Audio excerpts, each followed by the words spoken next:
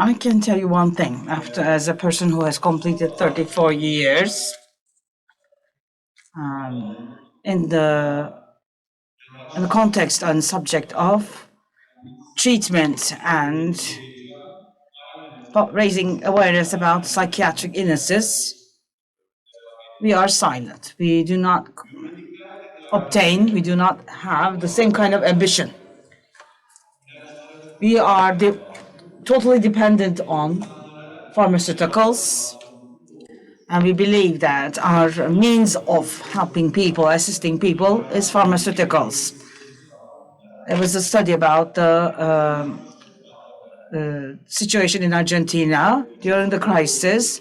The sales of antidepressants boomed, and when the physicians were asked about the reason, they said that we can only help the people through pharmaceuticals. We wanted to just ensure that patients are assisted with their sorrow. We do not listen to people about their sorrows,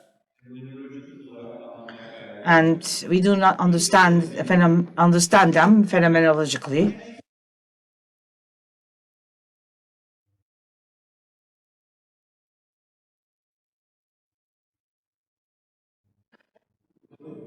Sadness, and just put it all under the domination of pharmaceuticals. And we also lose the understanding of being normal. Are we going away? Every single moment of feeling, even as small as tiniest bit of feeling, we are run to tag it. We try to make sure that we dominate it under the field of medicine. We are under and infested by diagnostics about diagnosis. So there are 300 diagnoses. Where you have high number of diagnoses, what does it serve? We have to question whether it serves. Are we trying to medicalize the human suffering, which are due to political reasons, due to social reasons, and certain issues that need to be understood through political reasons? Do we try to alienate ourselves? We just diminish and locate the problem within the individuals and shift our attention away from the social determination and start false epidemics. So do we try to create a false epidemics? We're now in the midst of at least 4 such epidemics, according to certain authors, like autism, attention deficit, childhood bipolar disorder, and paraphilia, not otherwise specified. And they believe that it is a false epidemics.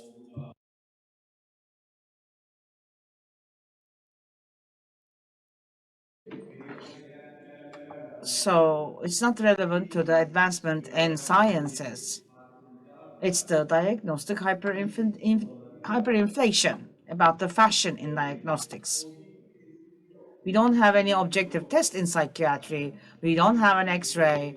We don't have lab tests or exams, just like we have for diabetes. So we don't have a situation that we can test to say that someone does or does not have a mental disorder. And this also brings what is diagnosed as mental disorder. It's very sensitive to professional and social context. So do we have any miracle drugs? During the first years of my assistance residence, Prozac was introduced as the miracle, wondrous drug. And everybody was trying hard to use it, and everybody expected miracles from it. But we know for a fact that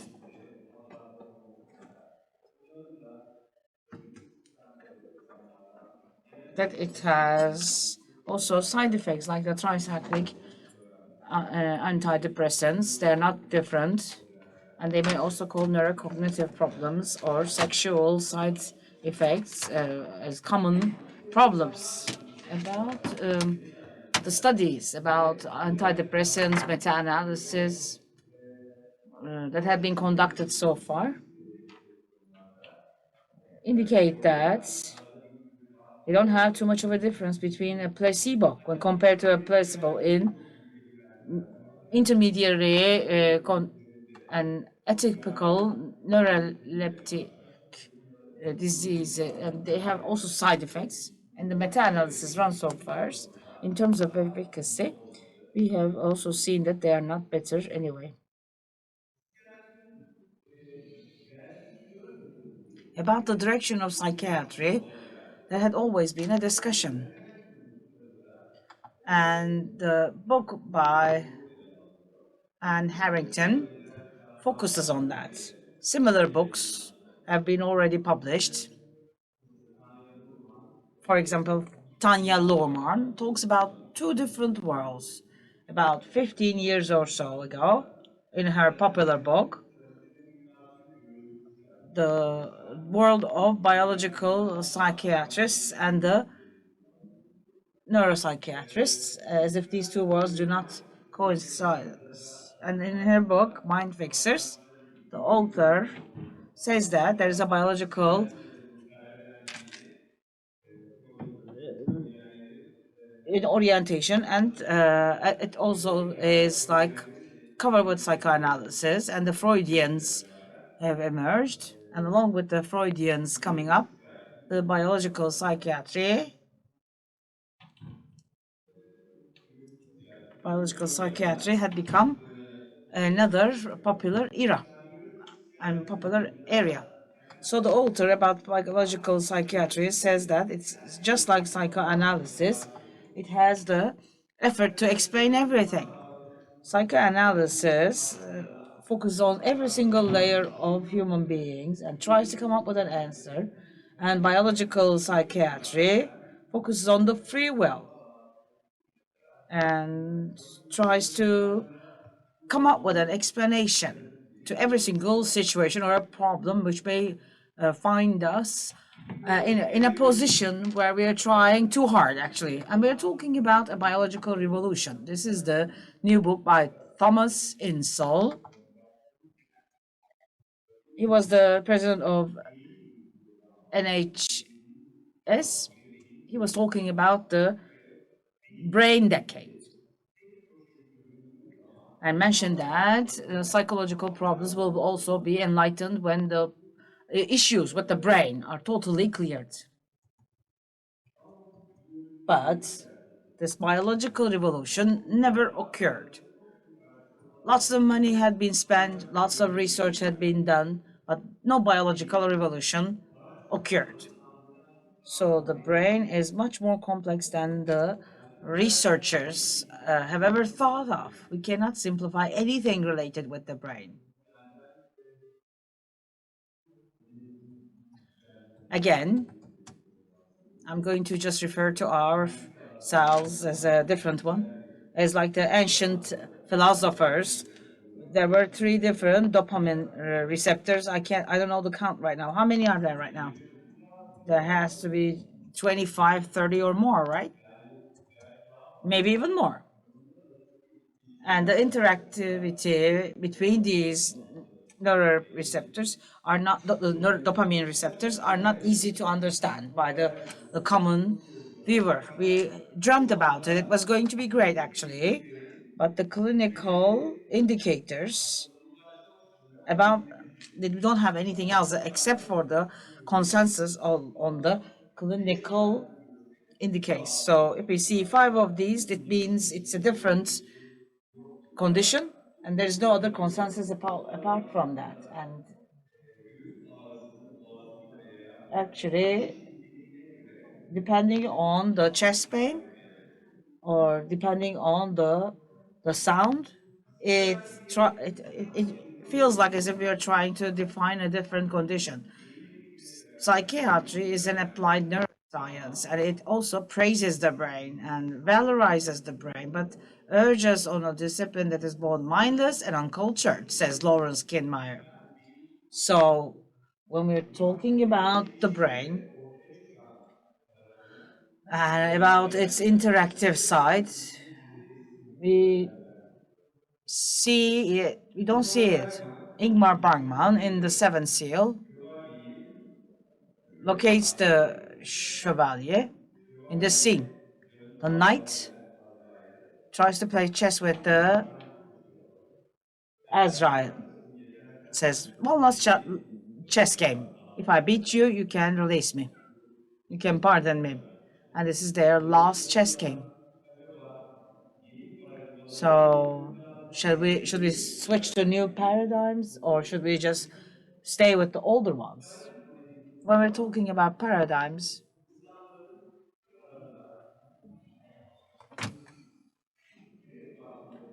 so when people come together and beat around a certain issue, we mean about scientific approaches that they try to come up with solutions where 10 or 100 or 50 people come together trying to explain certain. At the time of Kraepelin,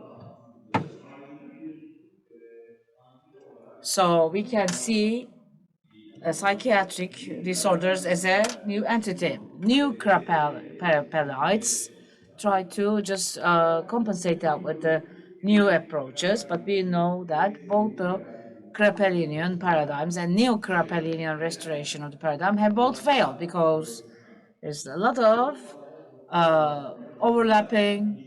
There are a lot of reliable. There's a lack of validity. There's a lack of reliability, and there's a proliferation of mental illnesses. And we don't have too many different mental disorders, and we also have inadequacies about the treatments. Lab results, lab markers has not been found. Of course, we have been focusing on the suppression test, but we don't have any advancement on that in that manner either. Psychiatry, the human psyche, human mind, is more complex than we can ever think of.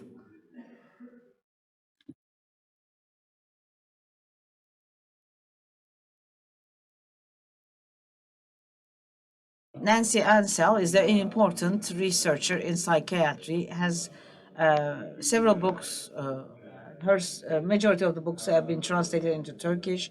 She likes Turkey. She had come here, visited us here, and there's a very nice criticism of her on DSM.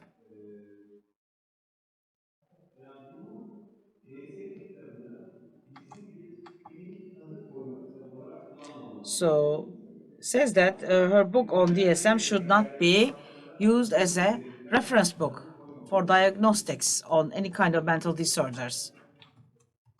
That's what Andersen says. Such a practice would dehumanize us. Ticking people, saying that she has this, that they have that, and they trying to understand the level of the problems of people using ticks, looking at a checklist here, is not something that you want to be. A checklist controller is not who we are. So trying to understand the patient only through using DSM, after a while, makes the doctor, makes the physician,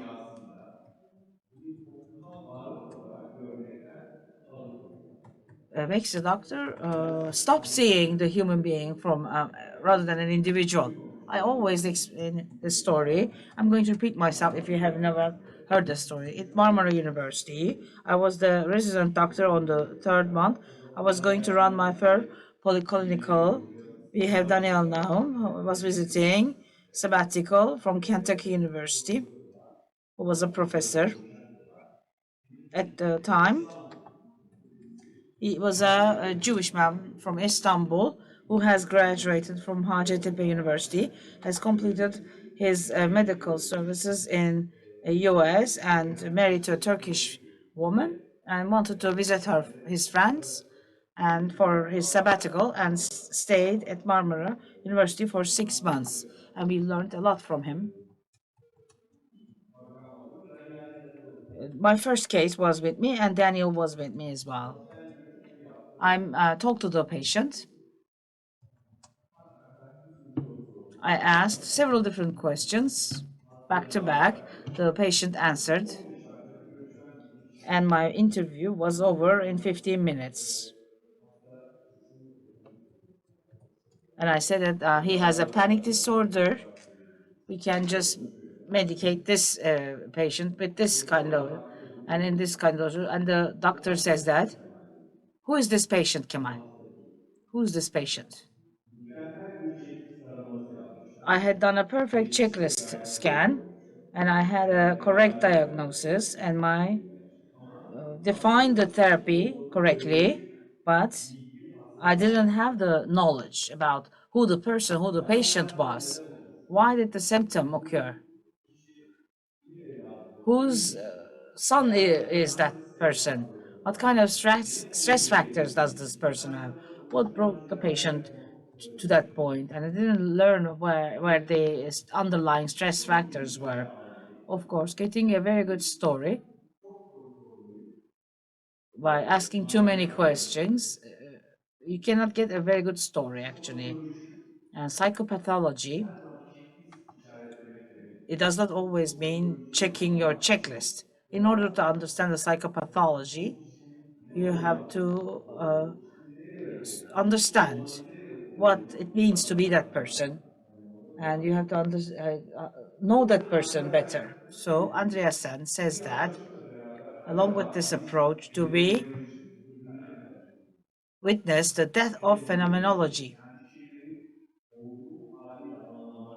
So are we trying to witness that of phenomenology? Do we try to understand this person and who that person is, what it means to be that person?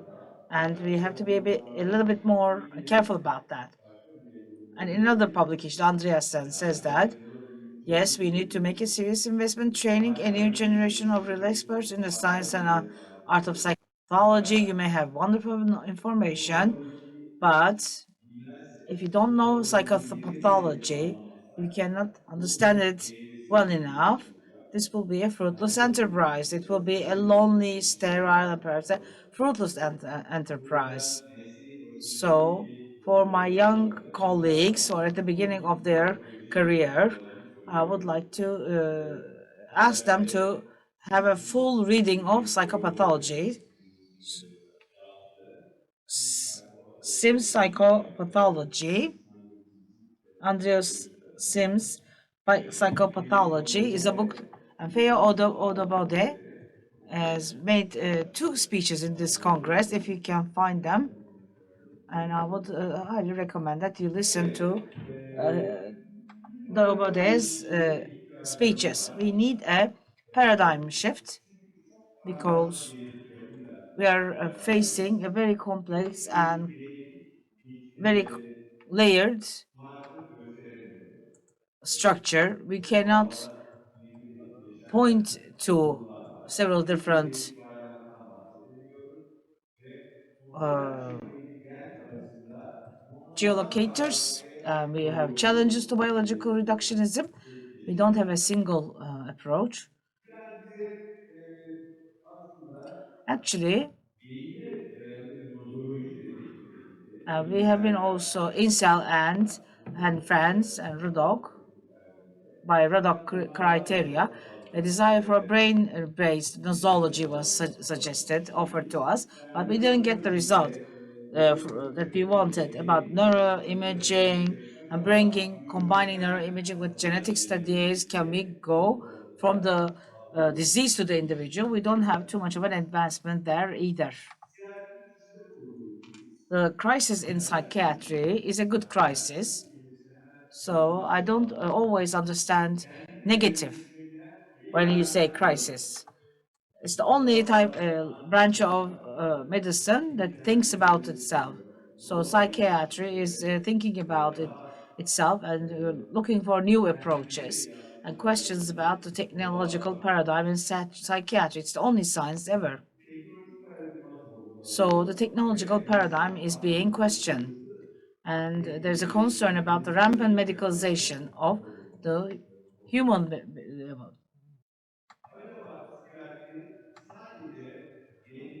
So is psychiatry to be guided by a more narrowly focused medical model, privileging genetics and neuroscience, or an enlarged vision of medicine should prevail that encompasses social and human sciences like anthropology, sociology, and to have a broader sense of psychiatry?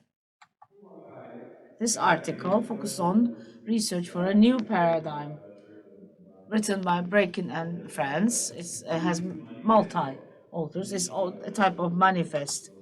I highly recommend that my young colleagues should read this. So Robbins and Goose are they have also been here in Istanbul during the psychiatry days in Bakırköy. They had a thought in mind. They were thinking about the problem of validity. So are we going to find the markers of psychiatric diagnosis? There's a very important article that they have written in 1970s. So the validity of diagnosis will become the main idea, and we will be able to validate uh, the diagnosis, clinical studies, and eliminating other conditions, monitoring, and we are going to just identify all the psychological disorders. That's what they thought. But after 20 or 30 years that have passed, we weren't able to fulfill that. And the reason why we couldn't fulfill that, it's not because science was insufficient in cardiology, in infectious diseases. Science is quite, successful, but the brain is so complex, and it's psych- psychiatric illnesses. It's interactivity with illnesses is very complex. We don't have simple explanations about that. The diagnosis criteria of DSMs have vague boundaries, and there's a lot of comorbidity, and it has a lot of uh, diagnoses that cannot be identified otherwise. So, should we ask this question? Rather than validity, should we pursue utility?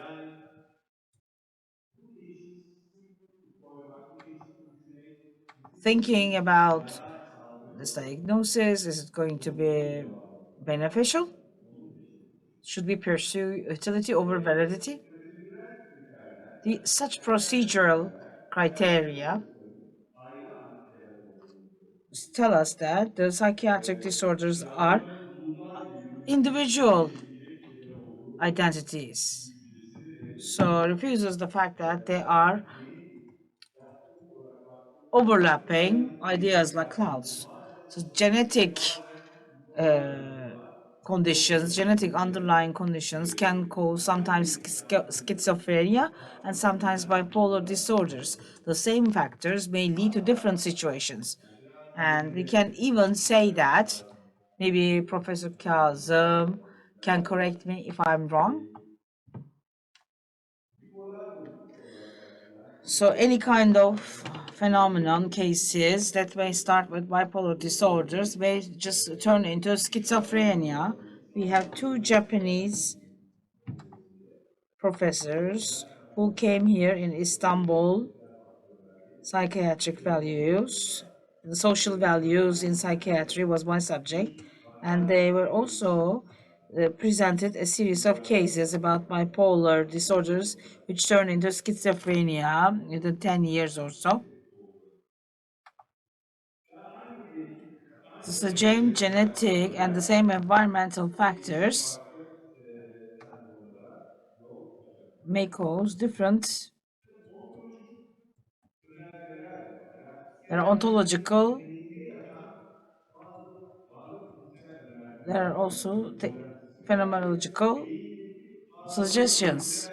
So the ontological assumptions also appear, and it may be due to the underlying disorders in the brain. And the psychological disorders should be understood as processes in the brain, and it's some kind is undermining the situation, and it also has to be perceived from a Western point. And we know that the role of non-specific factors in therapeutic outcome can be quite high. The studies that have been held so far in the therapeutic outcome, and we have also presented several different situations, eh, totally irrelevant to the therapeutic staples. It could be the sincere attention of the therapist can be very effective on the therapeutic outcome. We have also discussed that the placebos can be also quite effective. So, in the therapeutic interaction, raising hopes, establishing trust, and build a meaningful relationship actually may mean that the biological processes are activated and triggered, which we cannot measure right now, which we cannot name right now, and that can be a healing power as well. There's an interesting study that now that I have to think of, held in Harvard University,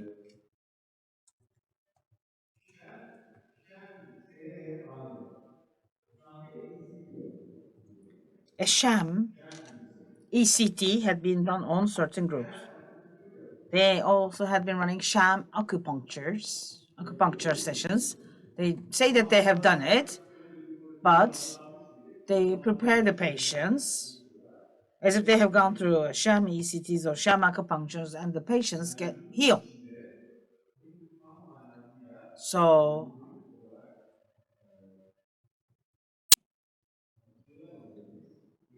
there is a very strong healing situation within the body that we cannot explain and that we cannot understand in full right now. Another placebo researcher told in a congress abroad, and he built a model. A certain chronic pain patient had been subjected to a test. They press a button, and the nurse says, now I'm going to give you a pain reliever and you're going to get better. And they do that pain reliever. Another group who have a similar level of pain, who have chronic pains, as soon as they press the button, they are infused with a painkiller. As you can guess, in the case where the nurse comes and smiles and says that I'm going to give you a painkiller, the scores have a reduce really high, whereas the uh, other cases do not have any kind of healing. So all that shows us how healing matters. And there's another professor that I have learned from, who was the head of psychiatry and psychology in Harvard, Arthur Kleinman, says that the basis of our profession lies on caregiving. Let me speed up so that we can have time for a Q&A. I will try to finish it within 10 minutes or so. The bipolar disorder and schizophrenia, we know that there's a very high genetic transition and inheritance. But in monozygotic twins, when you observe twins, if you have schizophrenia, the probability of having schizophrenia for the second one is 50% more when it is 1% in the normal population. But there's also a chance of not getting schizophrenia at a rate of 50%. So it all tells us that either development factors or environmental factors have a role too. It's not all come down to genetics. It's not all written in the genetics. The psychiatric disorders overlap. We know for a fact that they might be the extremes of personality traits. and genetic factors affecting levels of underlying traits and interaction with the additional genetic and environmental factors and lead to psychiatric disorders. When you're talking about psychosis and panic, there are pathological traits and they're not a formal diagnostic situation. For example, when we're talking about environmental factors, children both born in spring and those in conceived during your fame, they have higher level of schizophrenia. Depression is often triggered by stressful life events, and there's a risk for ADHD increased by maternal smoker or familial stress. And Caspian in New Zealand has run a cohort of more than 1,000 patients about genetic and environmental factors. When stress one combined, the risk or major depression increases. It's not all about genes, it's not all about stress, but when they're combined, there's a higher risk of having a major depression. Considering the relationship between the society and psychosis, we talked about that. And we know that the social factors are quite important in schizophrenia. In the migrant groups, they have an increased risk of developing psychotic disorders, especially schizophrenia. Cumulative negative social experiences may be also important in triggering schizophrenia too. In the social factors should be the basis for treatment.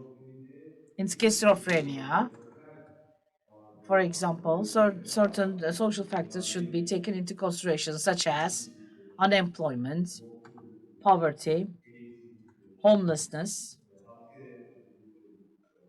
being incarcerated, loneliness, being powerless, or stigmatized.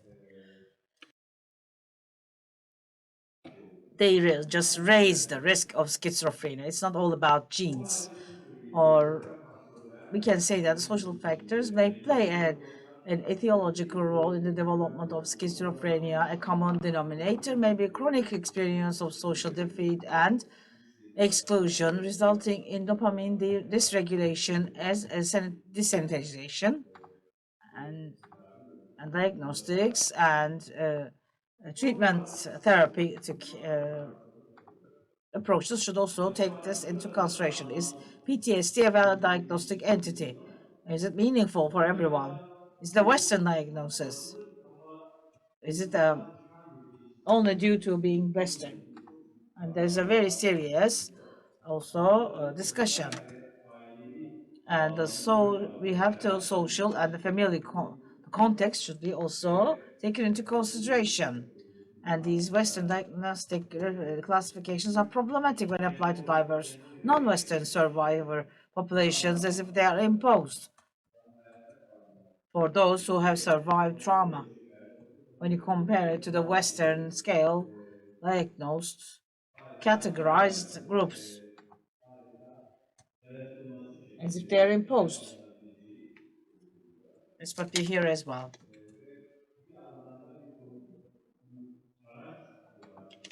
And we know also for a fact that PTSD is used as a political tool among asylum seekers. And the reason why PTSD appears more in the among some asylum seekers is used in preventing them from being migrated. It's like a political instrument used by the West. And there's also, it has been a tool. And it's also said that it is pathologizing asylum seekers. Mental health damages are also associated with other results. And there's also a therapeutic relationship, which is an asymmetrical one. The, the Western expert, who is the savior, goes and saves the victim patient. And there's another subject of discussion, which is the shyness. When does shyness turn into social disorder? There are a lot of discussions about that as well. So is shyness a feature, characteristic, or a disorder? And we have to also discuss that. And for those who are interested in this subject, there's Christopher Lane has written a very thick book about shyness from İş Bankası publications, also embracing the previous discussions. You see that shyness cases has gone up to 10.5% from 2.5%. Maybe more recognition where the culture cannot stand the shy people and treats shy people as a categorized group of sick people. Introvertedness, shyness, at the end becomes a social anxiety disorder. And this is a situation. And we are also facing a medicalization of shyness. Actually, shyness in our world is not something very acceptable and tolerated, and it is also regulated and fixed. It's like cosmetic psychopharmacology, as if like adding makeup to the soul so that people can be more agile, more extrovert, and more go-getters. And I'm going to finish my speech. Here's my question. What if the problem is in the social context and humanity, but not the individual? What if the problem is in the social? What are we going to do? And I also wanted to just have an ode to Kleinman. All forms of suffering involve layers of personal history embedded in a nexus of meaningful relationships that are in turn embedded in cultural and political systems. So it's embedded in our relationships. And these are also embedded in cultural and also political systems. So we are all keeping the traces of political and cultural stresses. And we live in a world where broken human spirits abound and surround us with their silent cries and unspoken loneliness, says Wilson and Drozdak. And Caesar says that a civilization that chooses to close its eye to its most crucial problems is a stricken civilization. And a civilization deliberately ignores taking care of the weak is a dying civilization. James Caesar says that on Discourse of Colonialism.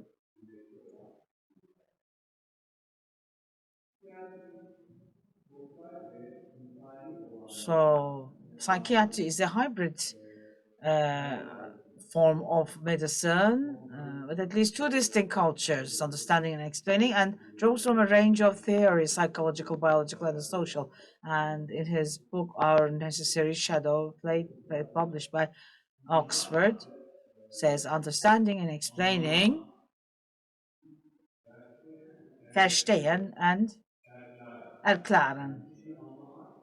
Understanding and explaining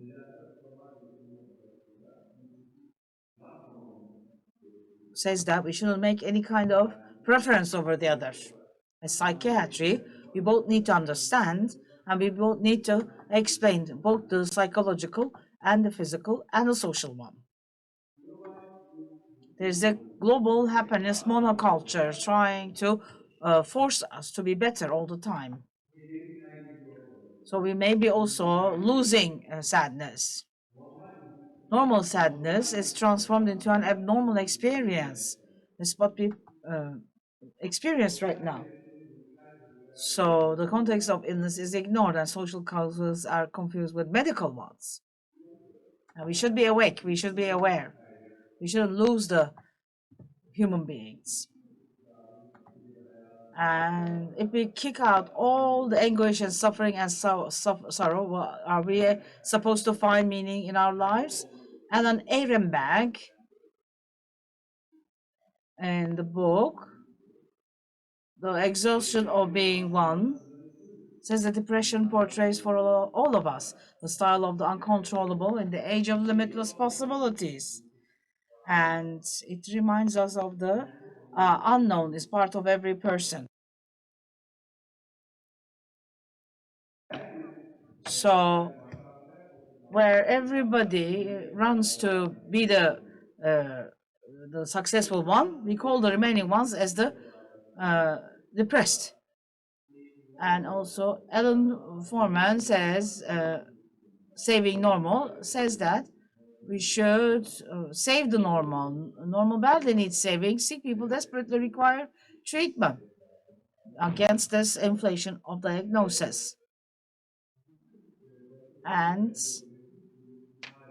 we had to import all the categories in the West. And late Agop Apiskal, Professor Kazım will remember, says, used to say that do not take two things from the West. And he always made this joke. Who was one of the masters of bipolar disorders, says Marlboro cigarettes and borderline personality disorder. Think about this, says borderline individual, both of us, is a version of bipolar disorder, and came up with this joke all the time. So, we always have been complexity of social, environmental, and polygenetic reactions. There's a genetic complexity. We have we have challenges to the biological reductionism, and therefore, what I'm trying to say is, in its essence, I would like to say is that there's a existentialist dilemma where we cannot say that the mind is equal to psychological disorders. It's an insufficient paradigm right now. Strict materialism is inadequate as a paradigm.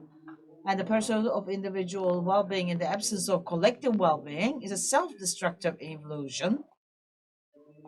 And John Nemian says that we are ourselves. The instrument that sounds the depth of the patient's being, reverberates with his emotions, takes his hidden conflicts, and perceives the gestalt of his recurring patterns of behavior. As psychiatrists, that's who we are. So we are the ones who notice their conflicts. And we are the ones who perceives the gestalt between the recurring behavior. So psychiatry should be perceived as a form of science and arts, and should be like psychotherapy. Psychiatry is more than a matter of didactically learning theory and reading evidence-based studies, and it will take time to become better. It needs time. It takes time to be able to understand the inner world of the patient. Should take more time. And there's no substitute for clinical experience over months or years with many patients, which allows us to develop awareness of one's own inner life and engage with that of others. And we change too, as we become better therapists and better psychiatrists. And being better psychiatrist means being a better person pursuing a virtuous life. And Simon Well is a favorite author of mine, says that attention is the rarest and purest form of generosity.